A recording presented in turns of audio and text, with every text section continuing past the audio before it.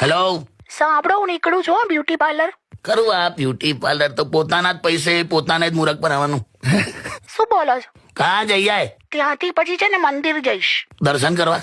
ના, ચંપલ જૂના થઈ ગયા છે ને તો ત્યાં બદલવા. કેમ આડા જવાબ આપે છે? તો મંદિર દર્શન કરવા જ જાય ને માણસ. એક તો ગરમી છે ને આવા સવાલો કરો છો. તે કીધું બ્યુટી પાર્લર જઈને મંદિર જઈશ, એટલે મેં પૂછ્યું એમ કે દર્શન કરવા જાય છે કે દર્શન આપવા. તમે જવા દો ને, એક તો ગરમી લાગે છે.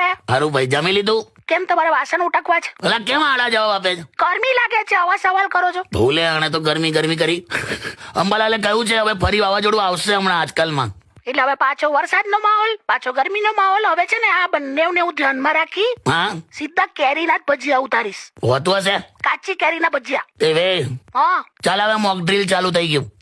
ચૂપ રે. હા, એટલે 2-3 કલાક મોક ડ્રીલ ચાલશે. હા તો જઈ આય.